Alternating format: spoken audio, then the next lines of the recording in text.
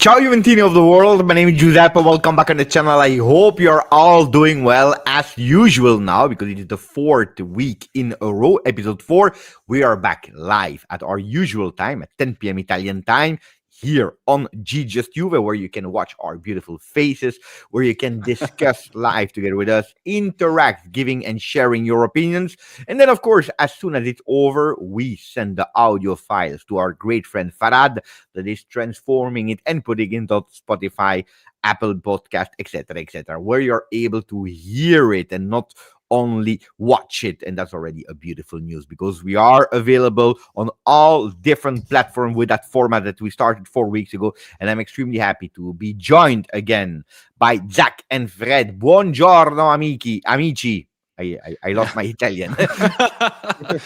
Beppe, great to be here, man. These are so much fun. You're a lot of fun. Everybody in chat's a lot of fun. So for myself, Zach, and for the rest of the Turin Giants crew, we love coming.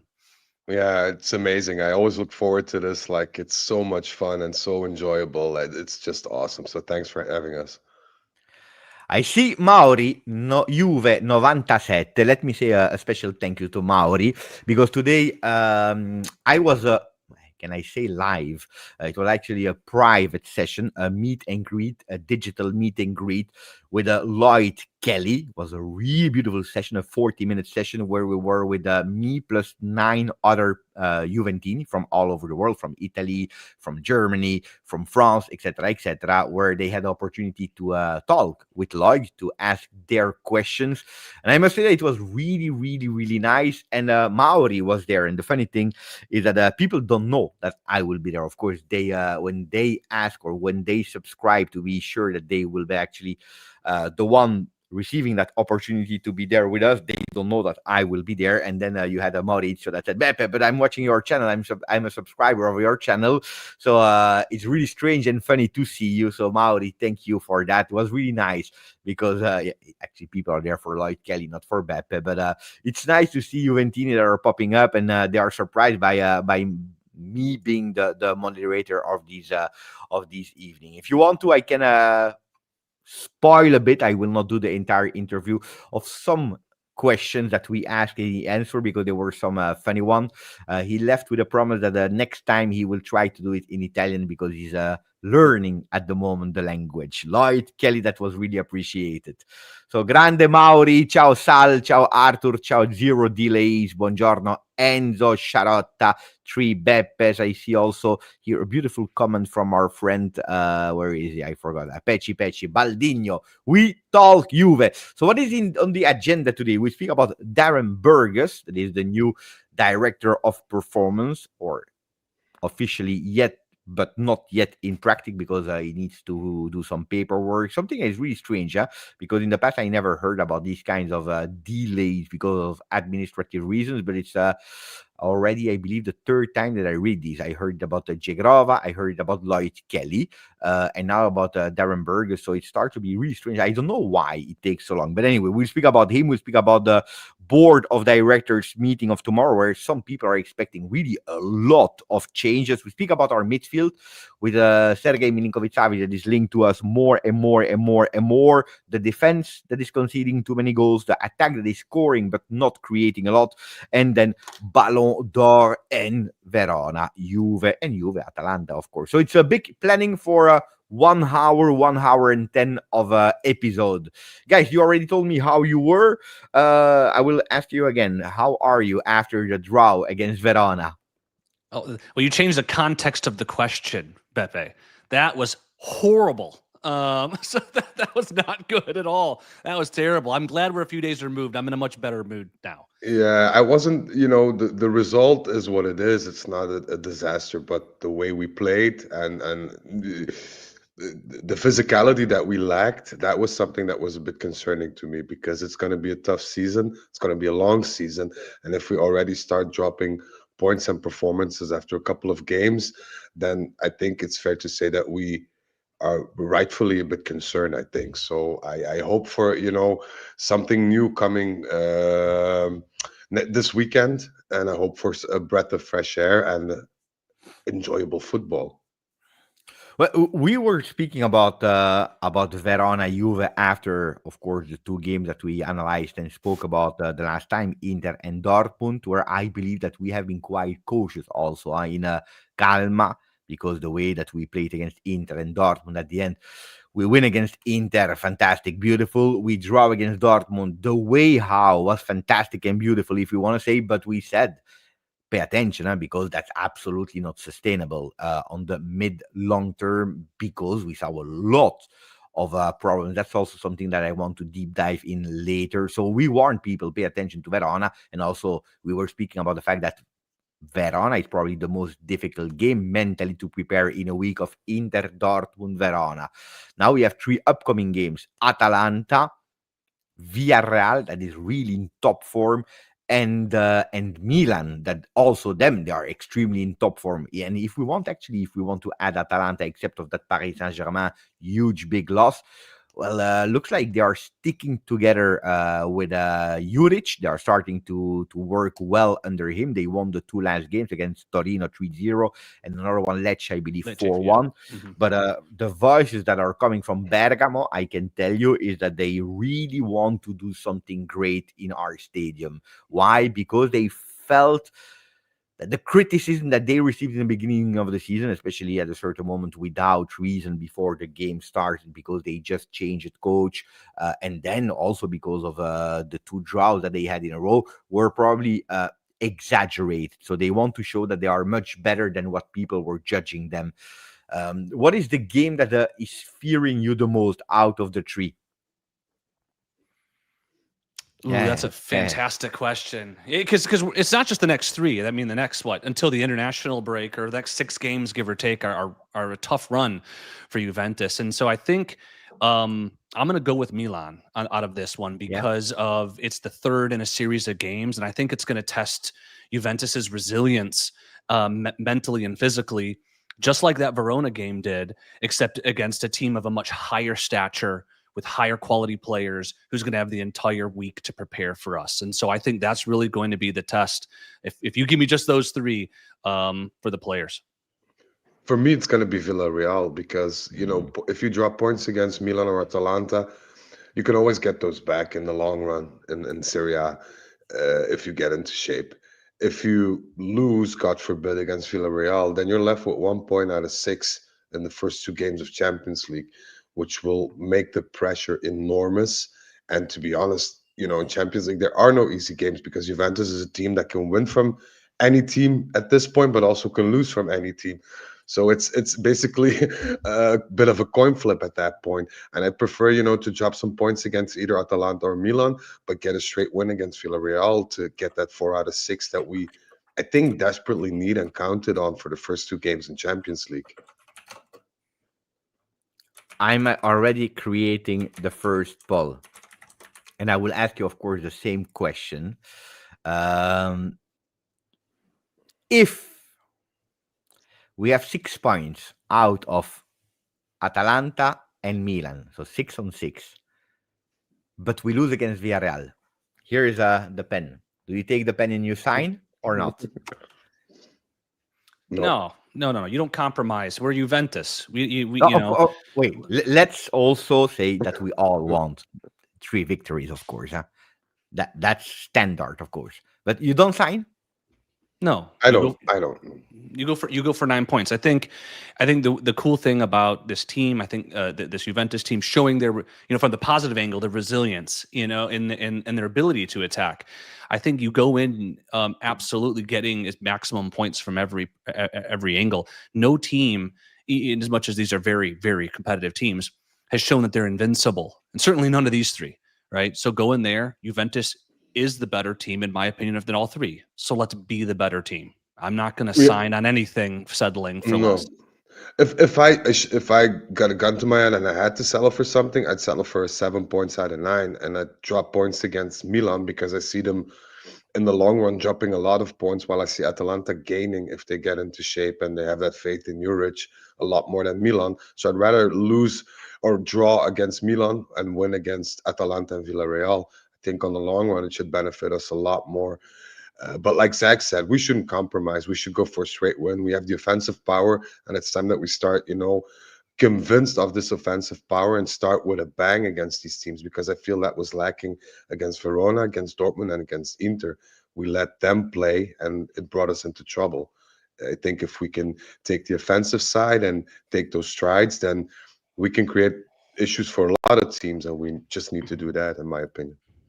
I agree a bit with Thomas that he's saying this format of Champions League is a gamble, because we know it now. You don't need per se to win all the 8 games to qualify. You can also drop points here and there, but on the other side in Serie A, if you can go out with 6-on-6 against Atalanta, against Milan, that would mean that you actually didn't lose a single game in the first 6 games of Serie A. The only one where you lost points was Verona, and in a way you lost them because of the referee, because we didn't mention it yet, but partially because of the referee, because at the end, we can speak how much we want. That's my opinion, at least. We can blame the team how much we want, but I would have loved to be today speaking with you about a 12-on-12 with all the problems that we need to fix, then still speaking about all the problems that we need to fix, but with a game that has been, in a way, directed to a draw, because we have that red card that is a criminal that you don't give it, especially if you are listening to the audios later, because there is a penalty that should not have been given, and that is given. At the end, you have the MVP of the game, Orban Gift, that has been gifted the trophy because he should not have been there on the field.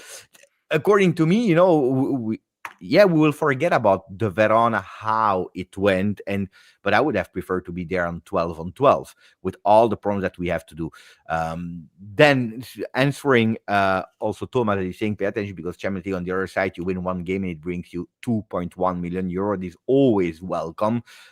It's important.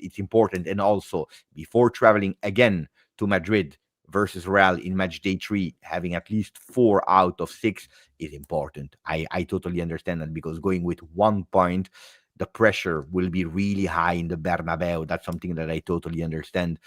On the other side, and there I disagree with Frederic, Milan is scary.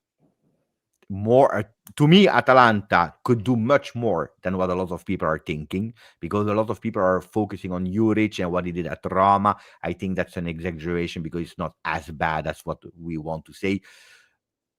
But on the other side, Milan is doing well. Of course, they played against minor teams on paper, like we played against minor teams. We played like Verona, but with 1 week, if they have that enthusiasm, if they could do a result against Napoli, pay attention, because when it's clicking, it's clicking. And let me first, before your answer, saying thank you to Hernan Jimenez. You know what he promised me? He said, Beppe, if we win against Verona during the game, while it was 1-1, he said, Beppe, if we win against Verona, I offer 50 membership. We didn't win. Hernan totally disappeared. But today he's back with 20 membership offered. Gracias, hermano. Thank you. Hernan. Go, Fred. Milan, I don't know. I saw a couple of snippets of games, and while I agree with you that they look confident, they look in shape, I still think that their mental state is not where it should be. Because if you look at them playing and you see them getting behind in games, they're a bit of a reflection of the Juve of 2 years ago and even last year in terms of mentality. They come behind, they don't know what to do. They get into panic mode. They don't know how to react. They don't know how to take over a game. They don't know how to put forward pressure. So I feel that if you grab Milan by the throat, so to speak, and you start ferociously and you score that goal within the first 15 to 20 minutes, I think there shouldn't be any problem. Once again, if you, like we did against Dortmund and Inter, let them come, let them make their play, then we're going to make it a hell of a lot difficult for us, for ourselves. So I hope they're not going to come after us. Have you watched them play? It's Allegri ball. They're going to sit back. They're going to wait for an opening, and then they're going to counterattack, which, by the way, is when Juventus has been most vulnerable. So I think with an extra week to prepare, looking at, and I know we're going to talk about it, some of the defensive frailties or team defensive frailties that Juventus had, I think this Milan team is, and Max Allegri-led Milan team is chomping at the bit to get after us, and having come off of a tough games against Atalanta and Villarreal, I think it's going to be. That's why I picked it as the toughest of the three, mentally and physically for Juventus. Hmm. There were a lot of criticism after the Verona game. What is the thing that um, annoyed you the most or worried you the worst in the game against Verona, but about the general state of Juve after that game? The answer is clear. We need a head of performance because after 20 minutes, everyone was gassed. That was a beautiful assist, right? Yeah, no, I'm keying, segueing us up there, Beppe. We got to get there. So it's fitness. It's September and the team is tired. I mean, we wondered what the effect of the Club World Cup would be and of the vacation, this, that, or the other. Well, I think we struggled even before the Club World Cup at the end of the season with fitness. And I think we're seeing it already that this team just is not there yet and doing exactly what you need to do against Verona. What? You get up early. You get early and then you cruise. You're supposed to then just cruise to victory. No, we faded hard. We faded fast. The referee, nothing more to be said there. But even if we had won that game 1-0, that wouldn't have stopped all of the poor play that we saw from this team in that game and a lot of the issues that would still be there, even if we had come out of that game with a victory. If you are like Juventus is the past couple of seasons lacking a bit in quality, which is something that we can understand, financially, attractiveness, I don't know, whatever terms you need to invent to basically find an excuse for that lack of quality, I'm all for it. But if you cannot offer that quality, at least make a difference on the physical level, because 90% of the teams that we play 70, 75th minute are done. It's over. Even with those 5 changes, you find players weak, mentally a bit exhausted, also physically. If you then have the upper hand physically and you can overrun them and you can make certain runs, you have more freshness, you have more alertness in front of goal, then you'll win 70% of those games. But if you descend into a physicality point, even at, I think it was after, I don't know, when I saw Koopmeiners, he was in for 10 minutes, he was already gasping for air with his hands in his sides. And I was thinking, like, I mean, you're a professional athlete. This is just impossible. This is inadequate, unacceptable. And to me, that's my biggest gripe, because you can talk about Did we tech mess up with the quality. physical preparation during the summer because of the lack of time? Because we knew, because I see other teams as well that are not at the level yet in terms of physicality that play the Club World Cup. On the other hand, maybe because I'm Juventino, I'm a bit more concentrated on my team, but I didn't see any team at our level. We were really suffering. I saw a Kefren that should not even have been on the field, to be totally honest. I saw some people really physically with problem. The only one of the only one that was really there that played a lot of minutes and that is still okay, it's Lloyd Kelly.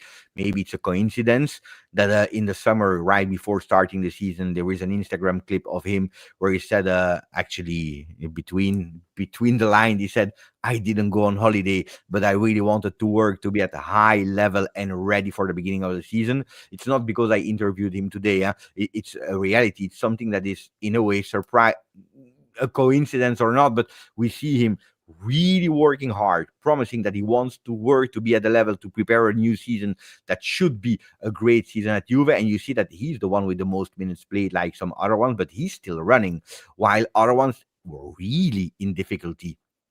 So it is worrying, and that was the question: did we mess up with our planning of the preparation?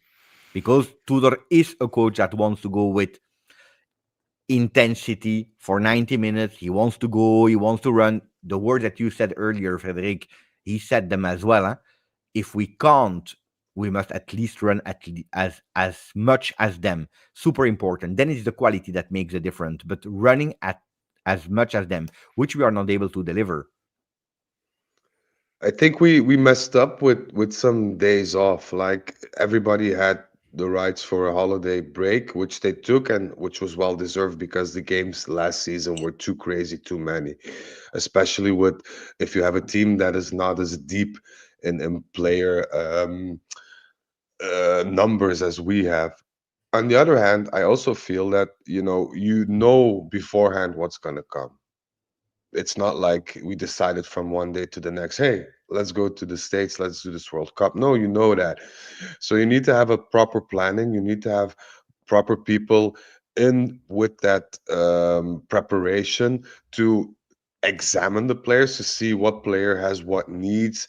I remember a time when we were leading in terms of physicality at Juventus because we monitored every player. And I think if Russ said it as well, you couldn't even drink a Coca-Cola because they saw it in your bloodstream. They made sure that you were top level every single game. And I feel that's a bit missing now. We, of course, we need to train hard. We work hard. I have no doubt that Tudor makes them sweat and whatever, but you need to find that proper balance. And we don't have that balance yet. So I'm very happy that our good friend Darren Burgess will join the Juventus ranks soon if we get the paper thingies all worked out and the kinks all worked out. So So it's a beautiful news. You know what? I made a video about it and this morning, and the first thing I said, what made me the most happy about all that Darren Burgess news is the fact that nobody knew about it. Nobody was speaking about it. Nobody was leaking about it. And when you have these leaks, you have, like mainly three reasons. Or it's intentional because clubs really want that we speak about it. So you give it yourself. Two, is because you have partnerships with media and sometimes you must give some news. Or three, it's because it was not intentional, it's not approved, but it was leaked inside. And there we start with who is speaking. What about the trust that you have in or high management or the locker room? And that creates problem because of course they're not stupid. They are saying we were five in the room. Who is the one that was leaking the information? So I was really happy to see that at least, and it's not the first time I believe this season, but for some topics, nobody's speaking about it. If it's not approved, it stays at home. So at today, I really feel like there is a mutual respect. There is trust in what we are doing and towards the other one. There is trust in the work of Komoli. And if Komoli says, no, that's an information that is for us, we keep it for us, or maybe he's doing alone and he speaks with nobody, but I don't believe so. So that was, first of all, the first thing that really impressed me. The fact that nobody was speaking about it. Like, people are speaking today and we'll go towards it, towards the presidency. Can we have a new president? People are still speaking about the sporting director, but nobody was speaking about that role, which was beautiful to me. You agreed. cannot, I think what Jay Medical's become almost a meme for Juventus fans with the amount of injured players there, the players that have been injured and who can't get better. And you cannot read an article about Burgess without hearing injury management and prevention, which is just music to my ears. And I think when you think of the role of director of performance, sort of a top-down integrated look at sports medicine, medical health, strength and conditioning, nutrition, data analytics for all of our teams, I think it's reminiscent or indicative, of a calculated, measured approach to holistic management stemming from the top of this new Juventus organization through the different directors and hopefully down to the pitch. And so I think not only do I like the appointment of Burgess, but I think it's also a representation of a healthy management structure that we haven't had. Also, if I might add, and I'm just going by from what my sources told me, everybody from Chiellini to Comoli to Tudor to what's the name? I Modesto. forgot it. Modesto too. They were all in agreement about Burgess. So there were a couple of candidates on the short list, and my source tells me that Comoli made it clear from the beginning that all of these four people involved in this have to agree on the person that they want to hire. And they all agreed on Burgess, meaning that you have all the noses in the right direction, everybody with the same mentality. And what's even more important, everybody that communicates with each other about the needs of the team and the person that needs to be responsible in order to solve the issues that we have. And it may not even work out because there's always a chance it doesn't work out, but at least we communicated about it internally. We discussed it, we made a proper evaluation, and we decided to go forward in that region. And that gives me a lot of confidence for the future. Yeah, same for me. Same for me because we know it. We speak about it sometimes. People are saying, "Yeah, but do they not understand it at Juve or not?" Look, we already tried it with Professor Andreini. That is actually quite off a 360-degree overseeing the structures in terms of more or less the same role, we can say. But we arrive there, there are no results. It's not working. Great. We check for who is the best one available and we go for it, or not even available because he was still under contract. So we go for who is the next one that we really want because we want to make things work. It's not like, okay, the position is covered. No, no, we go towards who we believe is the best one in line. Like Fred said, there were multiple candidates, and we go with the one that we believe in. Now, if you're looking at the CV, it's quite impressive. The curriculum of Darren Burgess, I didn't know him, but as soon as the news was out, a lot of people from Australia, Juventini from Australia, they were writing, Beppe, he's a guru, he's a fantastic. I'm a bit sad because he's leaving my local team. He's a monster, he's a beast in terms of work. And it's true that then you start interesting yourself in that person. I saw really beautiful things. One of the beautiful quotes that I read from him is the best ability is availability. And that's a quote that I really love because it's not only high performance in one game from the player that is playing, but actually making sure that from the 25 players that we have in that team, well, 25 are available. Then it's up to the coach to decide who plays, how they play, but making them available. And the word that Zach said earlier, beautiful one, prevention of injury. Super important. Of course, there will always be problems and there will always be injuries, but natural ones, the ones that are happening in football world because of a knock, because of a tackle, because of the fact that, I don't know, sometimes it happens. But having them available for the coach, it's a really beautiful one. And that's where he worked a lot on with multiple way of doing it, with a data driven, with drones, with technology, not only, but monitoring GPS tracking, etc., etc. So he showed a lot of things, and the injury rates wherever he went dropped a lot. Like someone that is can we say, world class and worldly appreciated and respected in his job. I think that's totally fair. I mean, he's been for 28 years doing this. Obviously, he's got his start in Australia, where he's from, but he has not only worked in the English Premier League with Arsenal and Liverpool, but he's consulted with American sports leagues Yeah. as well. And in addition to all of his club work, he's always been a consultant in professional leagues. Whether it be Australian rules football, whether it be the NBA and here in the States, and that's only that type of profile is only someone who has that type of recognition, and that, as we all did our research, right, when the name dropped, it's every single thing I read about him, from what he said to what he's done to how his approach is nothing but positive. Obviously, we'll see if it works, but I think this is the right move at this time, and so I'm really excited to see where it takes us.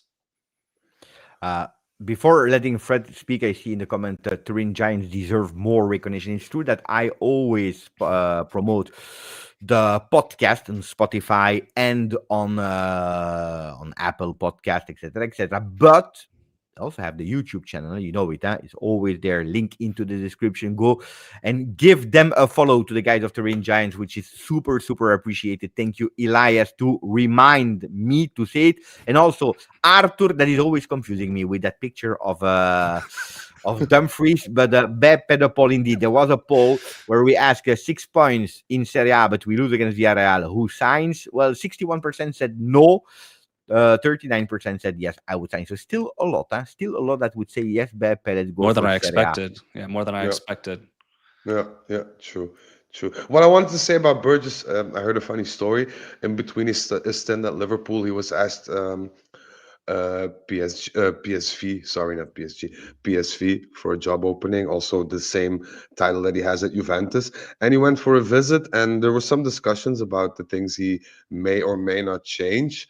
And he just said, okay, F you guys, I'm off. I want everything or nothing. I don't want to compensate. I don't want to talk with this person about that. I want to be in charge of everything. I want to have full overview and oversight of everything that's happening. If not, get somebody else, goodbye. And that's also the way that Comoli is doing transfers, and the way that he acts as our administratore delegato.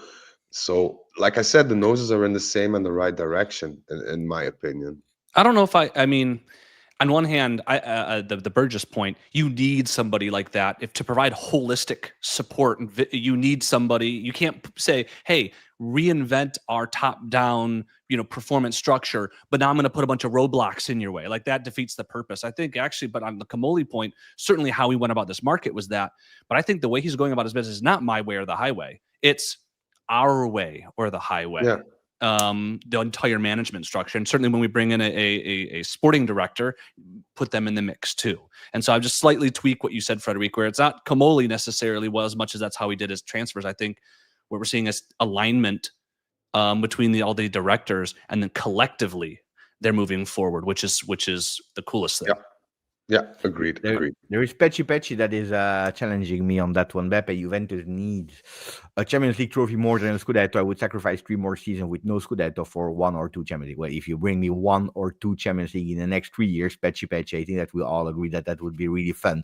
But to me, I'm a Scudetto fan. I'm a huge, big Scudetto fan as priority, as base. And then there is the Champions League. Champions League is internationally much more important recently. I've grown up because I'm older with a Scudetto that was much more important than the European competition. So back then there was a different look at it. Juventus could have won probably even more European competition if back then we were serious about it. We started to be serious about it towards the 85, the 90s. That's where Juventus started really to start looking at it from another perspective, understanding also how important it is. So I'm an old vintage generation one, and I also don't believe that you can win the Champions League if you are not able to compete in the Scudetto. Yeah, you can have luck, because luck in football can happen. You have a perfect one. You have all the referee decision on your side. You have like 3 red cards of the opponent every single game, and you walk through it. Why not? It can happen. I will be the first one here to celebrate. Champions League is missing because it will be the 30th season without Champions League. So yeah, but I don't believe, I believe that you need to respect the fundamentals. And that's where I use that one of Pecci to go towards what I always believed in, is that you cannot have, except of exception, winning Juve without strong management. First, you have the ownership, management, you have the technical staff with the coaches, etc., and then you have the players, not the way around. And if you are not able to be strong at the management, it will never work, never will. Or maybe a coincidence because the other ones are really bad, because you have it. Yeah, it happens, but it's really rare. And that's where I'm extremely happy to see, and I believe that we spoke about it, Fred, correct me if I'm wrong, about how happy we see the structure evolving this year at Juventus. Let's see if we will have the right person, if all of them will do a right job, if we will be successful. But the structure that we are putting in place is really working to go towards a strong management. And Darren Burgess is one of the addition to that. Now, tomorrow, the board of directors meeting is always an important one, especially because we are shareholders. So we speak about finances, where Juventus would have, in a way, reduced the losses. Super important, because at the end, it also a big part of it, the finances. But then a lot of people, they go totally crazy with Platini, with Del Piero, with Jean-Claude Blanc. Today, the name of Jean-Claude Blanc, for the young guys, it will say nothing. For the older ones, it will bring up some nightmares. But these are the names that we are hearing. So all the questions are, do you expect a new president announcement tomorrow? Do you expect Damien Comoli with a change of title? What about Giorgio Chiellini? What about etc., etc., etc. for the meeting of tomorrow? I'm not putting any expectations on it. And I think the one thing is I'm concerned about when you tap in obviously legendary names like Del Piero into such an important role. I always am hesitant because I think the bar is always going to be different for someone like that. at a club where they made their name, and that's not fair to them. And so I take a step back from usually wanting someone of a legendary status at a club to take those types of leadership roles without being properly prepped. Sort of like how Chiellini is. Instead, getting the best person for the job. And I think everything we've seen from this management structure is looking for the best person for the job. So I'm going to actually take a wait and see approach without throwing my hat in the ring of predictions, because this management team has shown that they're not, like you said with the leaks, they're going to try to find the best fit for their aligned vision, and it's more likely than not going to be someone we don't really expect. Scanavino's not going to stay on. I'm not going to say that he's going to get relegated tomorrow already, but Scanavino's not going to stay on. He was put there by Alcon just to make sure that the books were in order. The books are getting in order. We found this new structure. We found a new way of doing it. I expect him, at least if he stays till the end of the season, or the next board of directors meeting, I think is in April. Correct me if I'm wrong, April or May. I expect to be some changes then, especially because we can assess the situation. We're a year further. We can view what we have done financially and sportingly. Regarding the Del Piero thing, I think Beppe can confirm that we reached out to Platini over the summer. I think it was also Monblano who spoke about that, if I'm not mistaken, Beppe. Correct me if I'm wrong. He declined for now. He didn't say no, never, but he said this is not the right time, if I'm not mistaken. And I'm reading the things from my source. But the way I see it is we need a strong personality. I think we need to let Komoli do his job. He's doing, for me personally, fantastic job. Let him do his job. If we need a new president, I prefer somebody like Del Piero over Scanavino, because this is the reality now. I would take the best president in the world if we can get them, but now we have the worst one in Scanavino. You never see him. He never speaks. He never defends Juventus. He's just put there to put the books in order. If we have somebody like, I'm not saying Del Piero, but like Del Piero Platini, with charisma, with a history, with especially context within the footballing world, I think that commands a lot more respect, even if it's just a position as a president, just as a title. But I don't think Platini nor Del Piero will accept being president with just a title. If they get this job offered, they want to have a say in things, say in the matter. And there Komoli is very important, because if a new president arrives, Komoli will need to take him under his wings. They need to work together like we did in the time with Agnelli and Marotta. So there needs to be a synergy. And I'm not sure, or I'm not convinced that neither Platini nor Del Piero can offer that synergy with Komoli. So I'm very happy with Komoli now. Let him do his job, and the rest we'll sort it out. I see Agnelli popping up in the chat. We need to wait at least 1 year and 8 months if he's gonna come back. And I don't like Minestrone Riscaldata, so let's, in my opinion, move forward and get somebody new with new vision and alignment with Komoli, in my opinion, regardless of the name. I may be, I don't know, unpopular on that one. I don't know, but I don't even think about the new president. I didn't even mention it in the videos of today because I don't have the need of it. I'm aligned with Federico on that one. Ferrero has not been a problem to me if you have a Comoli. If you have a Comoli. Ferrero could have been a problem with Scanavino when you have a Giuntoli, but there are different roles.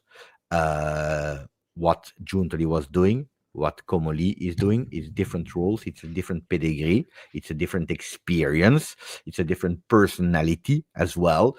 Look, I'm not pushing about that. Then tomorrow they can announce me a new president. Why not? I don't know anything about it. I don't believe so because it's not a priority of Juve today. But I'm really not concerned. Now, speaking about the other names, about Scanavino, about Ferrero, and all the other people that were brought in at the end of 21, beginning of 22, it was clearly said their priority is a finance and the off the field topics of everything that is lawyers, etc. Because that's what we brought. And we brought accountant and lawyers to bring us out of a really difficult situation back then of the minus 15 points, about the plusvalenze, and also to bring back some clarity in our books, which at the end is super important. And that's the job that they did. That's the job that they did. I will continue to repeat that John Elkann said, okay, now it's time, now that things are getting better, to go with the best one on the market, which was Giuntoli. Probably the structure was not right, because otherwise Giuntoli could have worked well under certain circumstances at Juve, but it didn't work out with Giuntoli. Okay, we stop. We stop and we go for the best one. And at the moment, we see that Comoli has a totally different impact. If you're bringing a personality, and I don't want to repeat what Fred said, that is Platini or Del Piero, well, they will both of them say, oh, but if we are president, we are president. We are not una marionetta in Italian, just standing there to have the name. And if things are great, beautiful. If things are bad, we will be pointed finger at why we did nothing. So no, I really believe that Comoli is doing great at the moment. I have absolutely no problem with the Ferrero. Then if it will change with time, great. From what I heard, the rumors about Jean-Claude Blanc are, according to me, wrong. Wrong. I think there was also something lost in translation. If you are reading the article of Corriere dello Sport, is they write, we are looking for, or Del Piero has been approached, Platini has been approached, but it could also be a person a la Jean-Claude Blanc. What do they mean, a la Jean-Claude Blanc? Someone that is not necessarily be the one with the most experience in the football world, but someone that is more business minded, someone that he started also the project for the Allianz Stadium back then. We are linked with him with really ugly memories. Why? Because we come back from Serie B, because it's not the same Juve anymore. It's a Juve that is twice seventh. Strange decision about who needed to manage the team. So we have really bad memories about Jean-Claude Blanc, but his career continued in the tennis world at Paris Saint-Germain as well. It's not just someone like that, or someone that has absolutely no idea what he's doing, but a la Jean-Claude Blanc could be someone that is extremely expert in business, or in maybe a side that Damien Comoli is lacking. So that's why I think there was a big misunderstanding this morning with the name of Jean-Claude Blanc. I personally double checked and asked, and there is no news about Jean-Claude Blanc. I said to my source, I texted him. I said, is it true about the rumors of Jean-Claude Blanc? And he said, please, God forbid that will ever happen. So I think that what he's trying to say is, A, I don't want this to happen, but B, there is nothing that indicates that something like that will happen. And like I said, I'm going to repeat myself, we will see another president, I think, within the coming year. There's no doubt about that. Whoever that is of not as big as of importance to me, because I just want my good friend Comoli to keep doing what he does, because in the couple of months that he's been there, he had quite an impact. And I think he's on the right way for me personally. So let the man please do his job, and we'll see where we get. And if you want to put Del Piero there, and Del Piero is 100% Juventus, he always has been. Platini the same. I don't know, whoever you can think of, but I need somebody competent and who can work under Comoli in the beginning. And that's something that he needs to understand, that Comoli is somebody with a lot more experience than either Platini or Del Piero in footballing world. He knows what he's doing, and they have to have faith in each other, because if not, then it's not going to work. Then if you tell me if I need to choose between Platini and Del Piero, I have absolutely no doubt. I would go with Platini all day long. All day long. I think, yeah, that's without question. Same. Yeah. Because of experience, also because of the age. He has nothing to prove anymore. And it's one that would enter with a lot of love, with passion, and also with, I want to share more than I want to do. Also, it's French. French-Italian. I think it could go really well along with someone like Comoli because you already work with persons with that personality. While Del Piero, younger, wants to show, and probably it's more difficult when you want to show, when you want to put your name on it.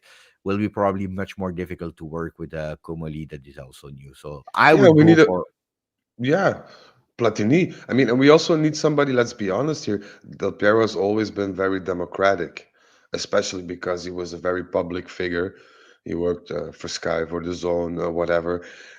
He had to be democratic. Whereas Platini, he went to war against UEFA and FIFA on his own. And I'd rather much have a president like that because whether we like it or not, we've been in war with UEFA and FIFA for a long time now. And that's not only our fault, but it is what it is. And I'd rather have a president with the charisma and the history of Platini who can lead the way and make the best decisions. And to answer Mauri Juve's question, I think Del Piero would be, Read it for the listeners only. Read it for the yeah, listeners, Patrick. which role would Del Piero suit best? I think it depends because marketing wise and financially, he has done very well with his restaurant in LA, with all the side things that he had going on after his career. So it's difficult for me to say to Del Piero what he needs to do or what suits him best. But I think if he can climb up the regions within Juventus and start a bit lower and work his way onto the top, he could be a president for the future. I think if he has the potential and he can achieve that, very well. But I wouldn't want to put him there on top level already without any experience because he needs to be, the back and the shoulders that defend Juventus. So, yeah. um, again, I'm extremely unpopular on that one, but the best role for Del Piero is not being at Juve. That's my opinion. And I love. It's my favorite player. Huh? The one that really. I will not say brought me to football because I loved football in Juve before him, but it's really the one that really gave me something. It's my favorite player. So it's really strange to say why the entire world wants Del Piero, and I would be the first one to be happy, of course, to see his face at Juve. But I don't want Del Piero back. For what? As a coach, after 2 draws, he will be insulted. Like Tudor out, like Pirlo out, and Pirlo is that. If we are comparing what Del Piero means to Juve, but I saw so many insults to a Nedved. Do you remember the stories about Nedved? Nedved, that is a legend of Juve, a legend of Ballon d'Or of Juve, where he read some insults about we don't know what his role is and what is he doing and why is he violent when we are losing a game.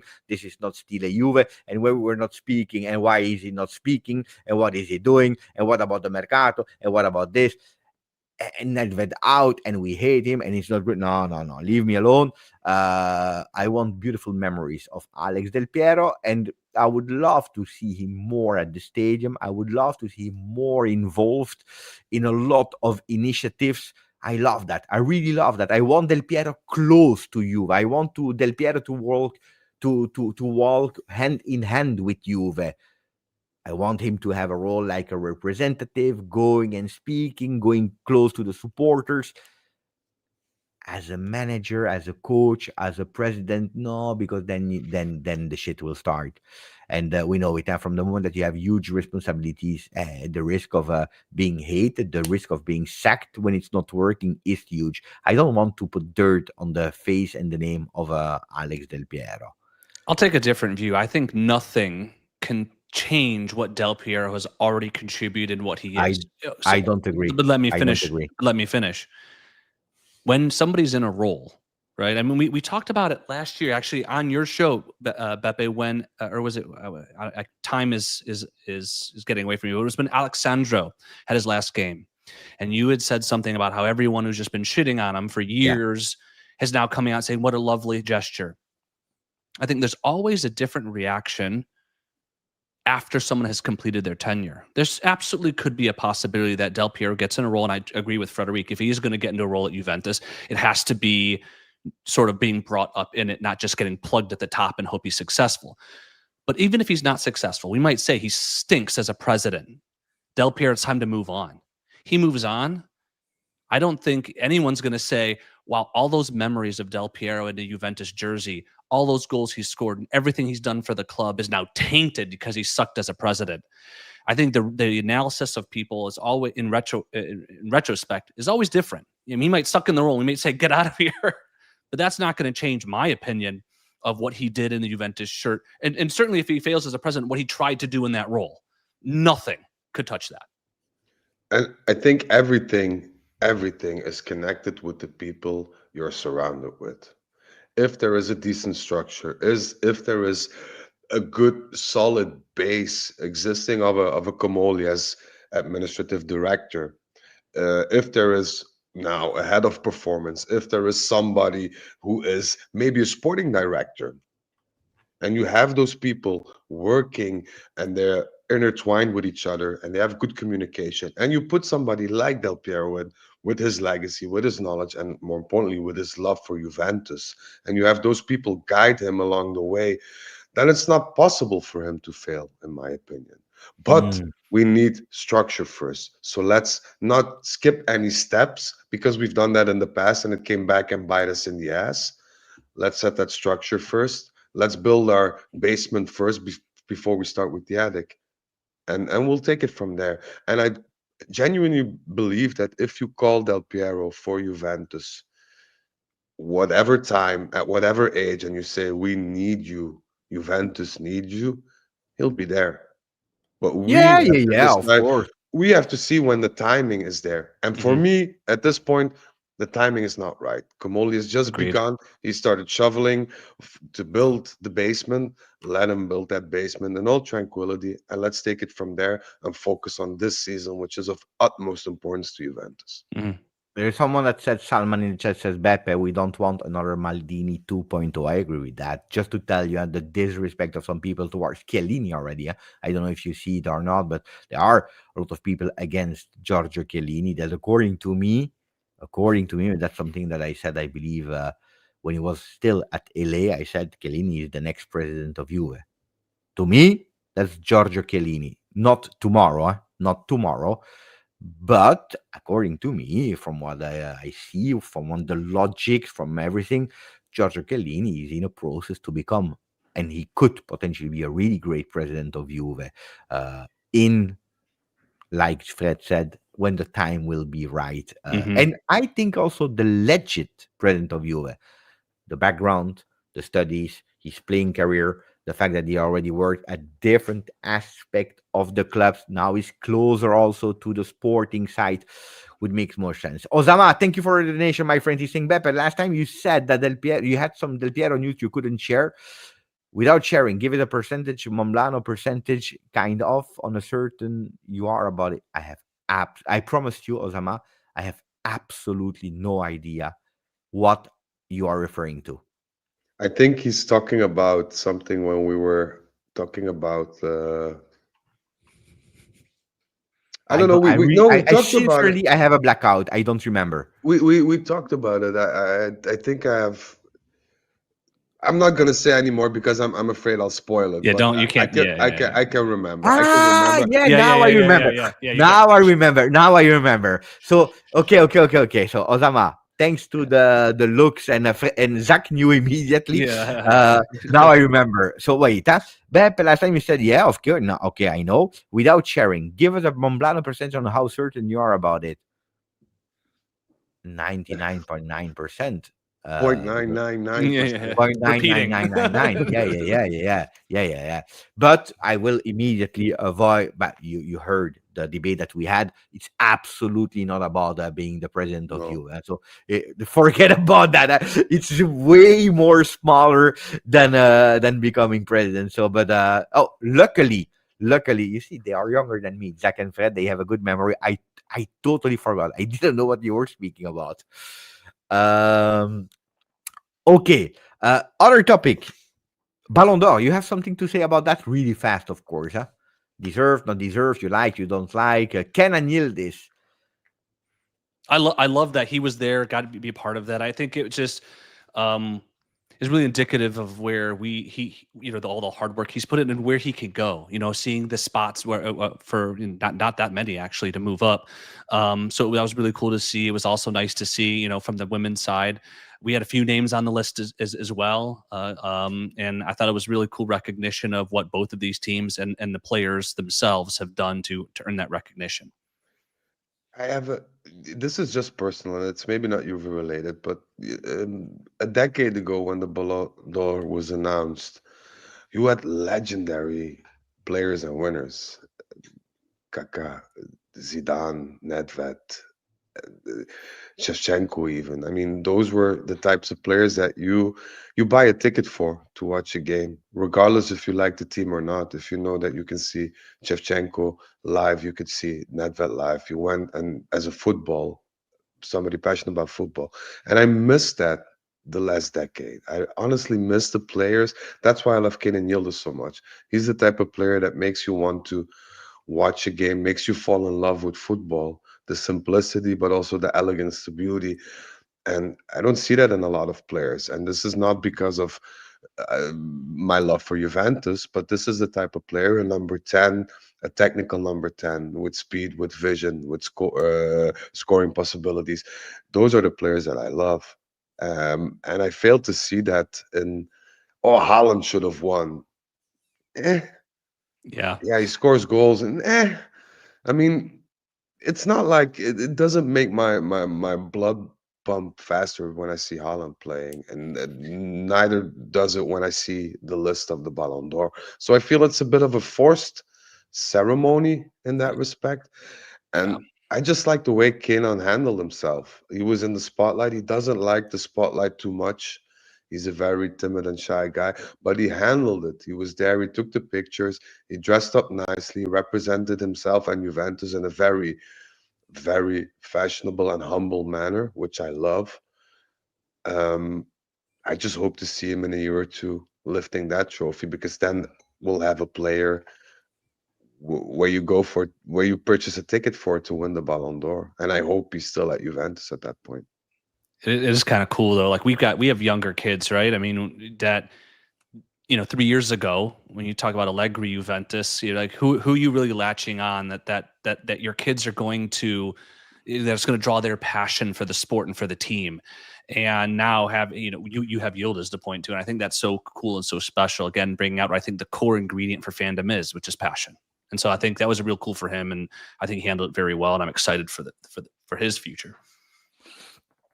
I will not believe in the Ballon d'Or until they give me back what they stole from me when they gave it to Matthias Sammer instead of Alessandro Del Piero. That's the day where I said I don't believe in it. They made me happy, of course, with Pavel Nedved later, but no,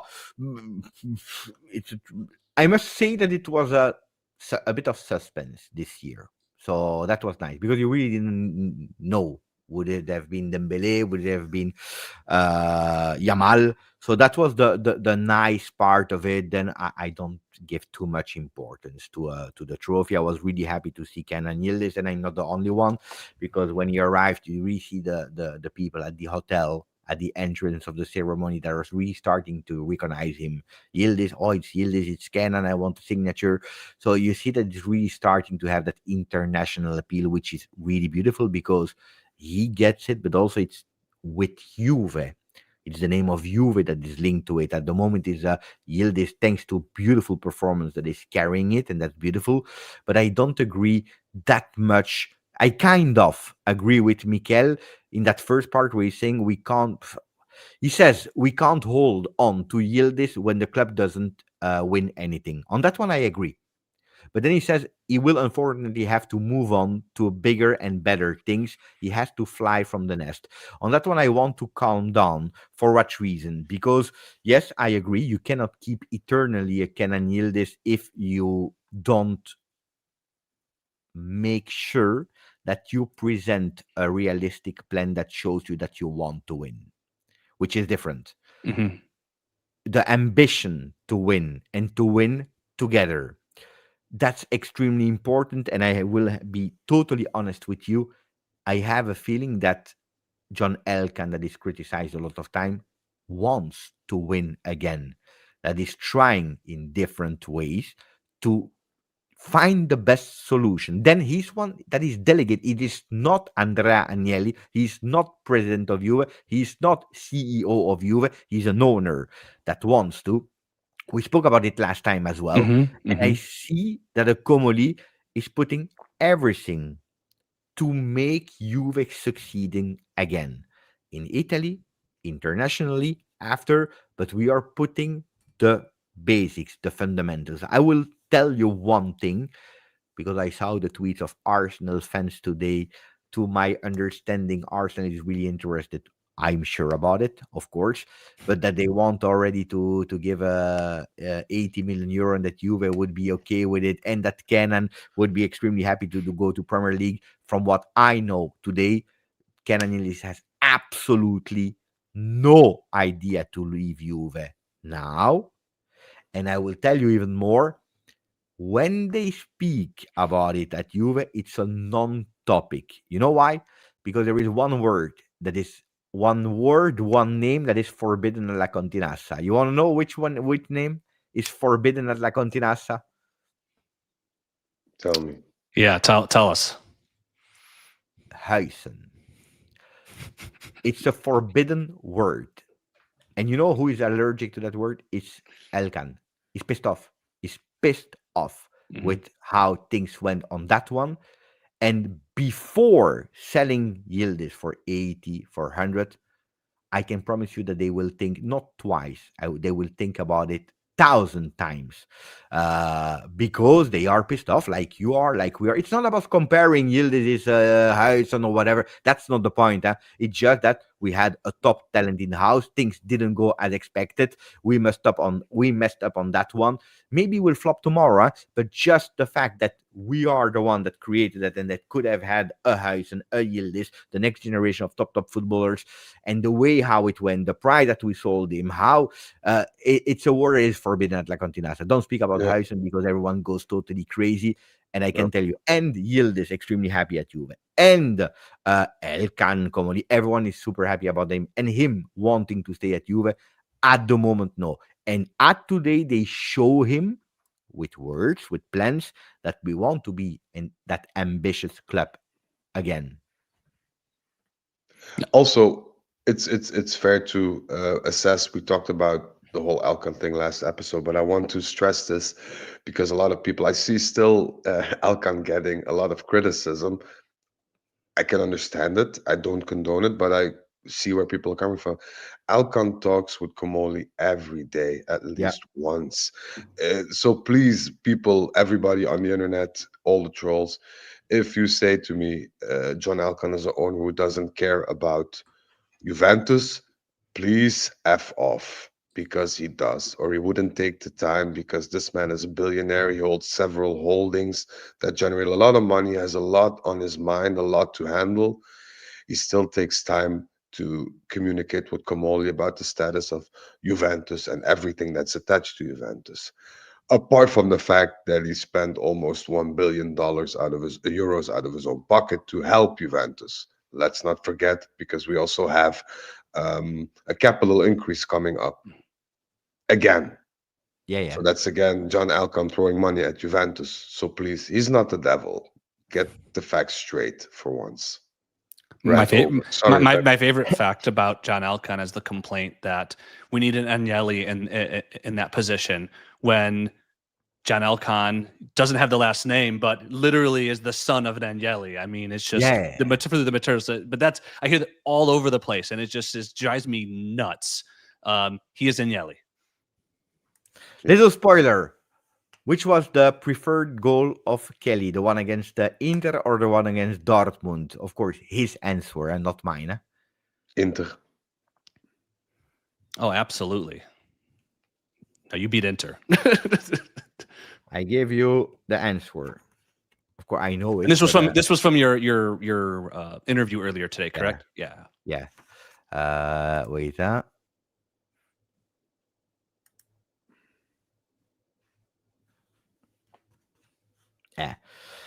He said the Inter one.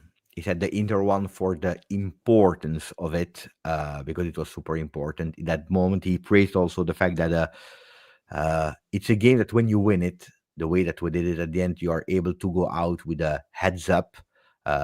Give really a big boost to the team. He was super happy about that victory. He also said at a certain moment for the Dortmund goal, you see it, I'm not used to score a lot of goals. I didn't even know how to celebrate. I had nothing at all prepared. And I told him, okay, are you now prepared for your next one, for the third goal that you will score? Do you already start planning, your celebration? I said, absolutely no. I have no idea. I have no idea. But he preferred the Inter goal by far for the game, for what it brought, for the game against Inter, that's rivalry, etc., etc. So he said that one.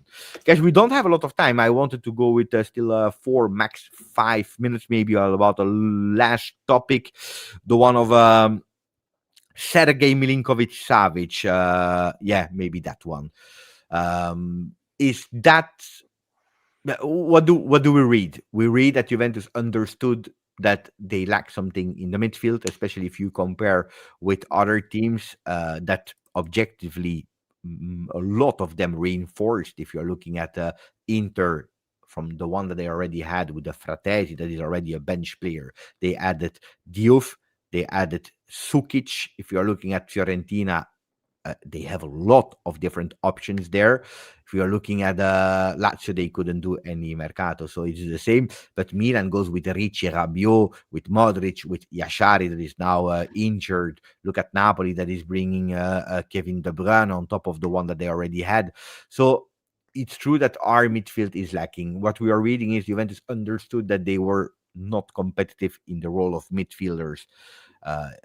Compared to the other teams of Serie A, and they're looking for something in the winter. Is Sergei Milinkovic-Savic the ideal name for Juve in January? Absolutely not. I mean, the man leaves at 27 years old to go to Al Hilal to profit. I'm not going to ever fault a player for trying to get paid. Short careers, I get it. We all want to get paid in life. But that doesn't mean that he's going to then be able to switch back to a top league game and automatically be in form. He got ostracized from his national team. He has, even at Lazio, before he went to Al Hilal, there were questions of his motivation. I mean, his skills was never called in question, but even when he was playing potentially for European spots and European competitions, there was questions about his motivation. I don't think suddenly he's gone to the desert and discovered it.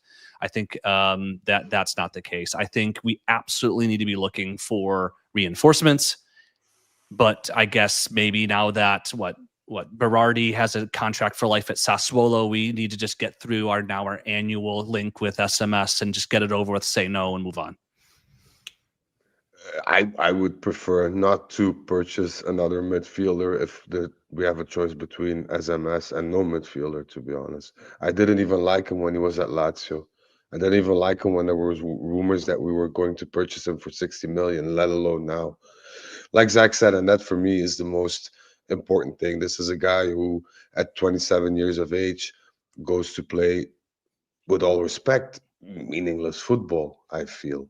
When you're at the top, I mean, footballers ages 25 to 30 are at their top. You go and play for the money, and that's all good, but at least admit that. Say, I'm going to play for the money and get it over with. But no, you have to create this whole thing like, yeah, there were a number of teams of importance, but Al Hilal, I have a sort of bond with them. Man, please shut the F up. I know. This is Did he not. say that? I know. I Yeah, didn't there hear. was something No, that it was. I like the Saudi Arabia League. Yeah? I have It was a followed a meme. It bit. was. And I agree because Jonas says in the chat, come on, he was outstanding a lot. So he was, but he's not the type of player I think at this point that we need. And I just didn't like him. I'm not saying he wasn't outstanding. I'm not saying he wasn't a good player, but I just didn't like him. I can't put my finger on as to why, but there was nothing that attracted me in that player. For me, I think we need to look at what is missing in our midfield. And there's a lot missing in our midfield, and that's not something that, in my opinion, Milinkovic-Savic offers at this point after spending 2 years playing in Saudi Arabia. No disrespect to Saudi Arabia. I mean, it's for me, it's the fact that he chose money over an elevation in his career. because I he will could tell have you, gone. I will tell you, he didn't choose money, according to me. It shows what I am actually blaming him since really long. It shows a relaxed, easier life instead of high pressure, with a beautiful money at all with it. Look, Sergei Milinkovic-Savic is a player that I followed since years at Lazio, and I can say that he's nearly a complete midfielder. He has physicality. We also watched him in Belgium, Fred. It's a player that Mhm. has physicality, a player that knows how to score, how to shot from far, how to win duels. But there was one big thing that I always blamed him is when it starts to be difficult. We saw him at the World Cup mentally, but that's in we see it a few editions now with Serbia that always have these kind of teams that are there up to perform to nearly win it, and then they totally flop because mentally it's difficult. And he ghosted two editions, one time at the World Cup, one time at the Euro, where then he needs a lot of time to come back to be stronger. And going to Saudi Arabia, and I have been lucky, I repeat that, lucky to visit the country, to discover the culture, to watch a Super Copa there, and then being interested also in the Saudi Arabia League and watching some games. I must say that if we are comparing today MLS to Saudi Arabia, I prefer thousand times Saudi Arabia League, but thousand times, because to me there is a lot of quality there. Then of course, it's not the same as Europe. You cannot compare because Europe, there is pressure, there is media, you are in the eye. Uh, it, at today, in 5 years, I don't know, but at today, you have the top five leagues that are spoken about. You have by far the most talked about, that is Premier League, and then you have La Liga, Bundesliga, Serie A, Liga. That are the five other ones. I don't know if Milinkovic could come there. Then I will tell you even reason more why I would not love him in January, because I like you, like the two of you, I don't want him now. It's because he's a midfielder that cannot play in a two-man midfield. It's a three-man midfield. So, or Tudor tells me, Beppe, we go with three-man midfield, and then I will tell you, why not? I can think about it at a low salary for a minimum fee. I can understand. But in a two-man midfielder, forget about it. He's not the one that Tudor needs. Absolutely not. No, Yeah, they're look, the like I said, I'm not going to blame anyone for going. Some people are really negative about Saudi Arabia, all these. Never going to fault them. I mean, this is the choice. Look, I on a daily basis would like an easier, less pressure job, so I get it. But it's then taking that step, right, to then return to a top league and in top competition. That's really hard. Add on not playing at a high level because he hasn't played for his national team for over a year since getting ostracized by the coach. And you just put all those factors together, his age, what is Kamoli, the type of players he wants. These players that are going to be, you get way more bang for your buck. Development possibility. You're looking at a guy who's going to be 31, depending on when you get him, 30, 31. It just doesn't add up to me. Even if we do move to a three-man midfield to make us better, it would be more, it would strike me more as a reactive panic purchase of even if it's cheap. On the other side, Zach, if you are Mhm. looking at our midfield today, we have Locatelli, Thuram, Well, I understand. There are a and lot of then midfielders out there. and then we have who? Beppe, Well, can I say something? Moretti's injured, but Can I say something SMS related? Because as you know, we played for Genk. I live Yeah, literally 8 kilometers from Genk. If I pee outside, I touch Genk. Um, when he was linked to these clubs from abroad, and I know this for a fact, he started showing up on training at Genk in the morning in his pajamas. I heard that He story. was like, It's true. I'm the king. I can do what I want. I'm leaving. I can choose whatever team I want. You're all beneath me. And he said that in the dressing room. He said that in the playoff game against Anderlecht. He was benched because he came up. He started showing up late for practice. He came in his pajamas, literally. So the coach benched him. And the coach then said during halftime, "Would you please start warming up, because I'm not gonna start warming up. I'm too good for this league. I'm too good for this team. I'm just gonna sit here and I'm not gonna start." And that's when everything, like 2 or 3 weeks later, he moved on. But if you play in Belgium, in the Belgium competition, you're a good player. You have everything going for you. You have a lot to thank Genk for, because Yeah, Genk yeah. ultimately supported him a lot, brought him to the level that where he was, and then you disrespect him like that in a crucial period of the season for Genk, because uh, they were able to win a trophy. They were able to get the Belgian Scudetto, so to speak. To do that speaks volumes of your character. So for Unless me, you're asking who, we're speaking about Sergey. Milinkovic-Savic, just to yes, Sergey. so Sergey. Sergey. That Sergey. Milinkovic-Savic. Yeah, Sergey. No, if there is a player that I would say in January, okay, take him for cheap uh, from Saudi Arabia, it would be Kessie. I think that Kessie is much yeah, at the moment agreed. much more suitable to the game of Tudor Yeah.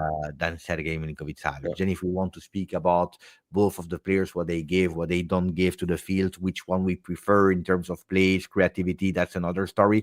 But if you're looking at what Tudor would need, and if you're really looking for a cheap player that will come back to Europe, because that's already planned, yeah, not if not in January, then it will be in the summer. Then, according to me, Franck Kessié is much more suitable for the way of playing of Tudor. I tell you now. Let's see, because what I was telling you, Miretti, yeah, they believe in him, but in a two-man midfield, I don't think so. Adzic, there are a lot of beliefs in the kid, but able to do it there in that position in a two-man midfielder, let's see. And we don't have a lot of choices. McKennie disappeared a bit of the radar. Koopman is, at the moment, we are waiting for him. So that's a huge problem. basta, basta But con menos. so, guys, one question to close the live. The last one. It's an easy one, super easy, and I want all the chat to participate as well. Kenan Yildiz, Conceição, who is the number 9 against Atalanta? Is it Openda? Is it Jonathan David? Is it Dusan Vlahovic? No question for me. This team, and certainly how we've played in the last several games, needs Jonathan David in that position and inform Jonathan David. That is not a question to me. Panda. That's that home field Sorry, bias right there. Yeah, I no, because I actually don't like the way Openda's playing, and I wasn't the biggest fan of Openda before he joined Juventus, so that's a bit irrelevant. I just feel that Openda, for his own sake and for Juventus' sake, needs a good performance or a goal. David had that. David scored his goal. David. I'm pretty sure that he's going to be good or become good for Juventus. I'm not so sure about Openda. And I think Openda and what he always needs, and it was the same when he played a hell of a season at Leipzig, he just started scoring like out of nowhere and never stopped. He is a player that needs that confidence. And if we can give him that and he can deliver a good performance against Atalanta, maybe even score, then we have another player that can develop into somebody that can be of high importance to Juve.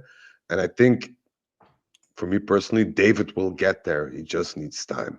I just want Openda to start and gain confidence and feel better. And he needs minutes. Openda is a player that needs minutes. David and Vlahovic can be subbed on and they can score out of nowhere. Openda needs more confidence, needs more ball time, so to speak, in my opinion. If we play like we did against Verona and Dortmund, and not quality, but tactically, positionally, with guys like Conceição and Yildiz drifting to the wings, Openda will never get on the ball.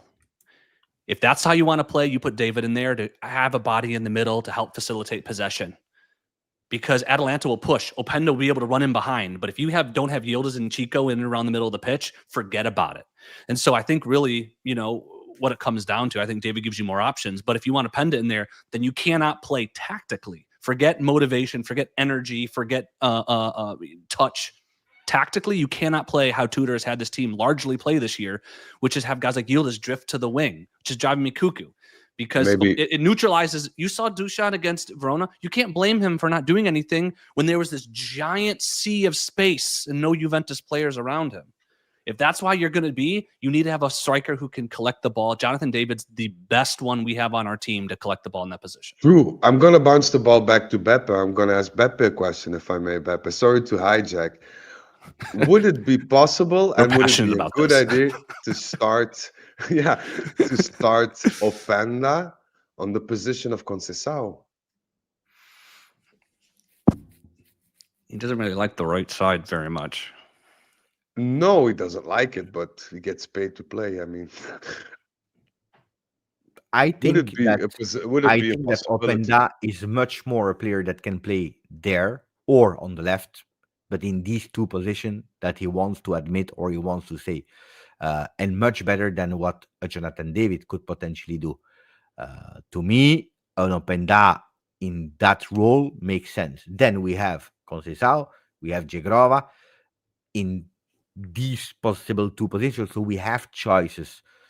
Then if you tell me, can we play him there? I say yes, I think he can do that. I think he can do that. Do I want to see him now? No, because we have the two other players that I'm really curious about, because Conceição entered really well and played really well as long he had minutes in his legs. So let's see. Who I want to see, to answer my own question, is, and it's not my preferred striker, but Jonathan David. Jonathan David starting against Atalanta. I would play with Openda against Villarreal because you can potentially have much more open spaces in Europe. Mm-hmm. And I would continue with Jonathan David in the other game against Milan, because at a certain moment, Dusan Vlahovic will leave. He will leave. So we need to move on. Mm-hmm. He must be included, of course, in the team. It's not that you send him on the stands or whatever. We can use him. We tried, but it makes no sense. Jonathan David is the second most paid player at Juve behind Dusan Vlahovic. I want to see Jonathan David playing. I prefer, personally, Openda as a player than Jonathan David. But at the moment, he's the player that we went all in for. So try him. I want to see him consistently now for a few games. I want Openda for Champions League to start, but I want to see him involved in the 3 games. And then if Jonathan David is not performing in that role, we can try and then push for Openda. That I say it's an option that can become an obligation to buy. So pay attention also for that, because it's 40 million euro. But one thing is sure, Tudor needs to find a position that is working to have the most out of all these players. Otherwise, we will collapse also there. Tudor is never going to do that. It's much more difficult than people think. Yeah, but he needs to change his formation, I think. We have players that are not at their best with the formation that our good friend Igor Tudor always wants to play. I prefer him to be more flexible. Next Thursday at 10 p.m. after Juve Atalanta, after Villarreal Juve. 10 p.m. here on the channel next Thursday. Thank you, Frederic. Thank you, Jack. But especially thank you to all the people in the chat. Let me also say thank you to Panita that said Beppe. Panita. So grande Francisco. Thank you to all of you guys that were there to support the channel as well. Don't forget, always here, 10 p.m. on Thursday, because we go with some beautiful interactions with you with the chat, but especially with 2 fantastic guests like Jack, Frederic. For the people that didn't start it from the beginning, or you can watch it immediately on replay here if you want to watch it. Otherwise, in a few hours from tomorrow morning, you can listen it audio format on Turin Giants, Spotify, Apple Podcast. Grazie a tutti. Forza Juve. Ciao. Ciao.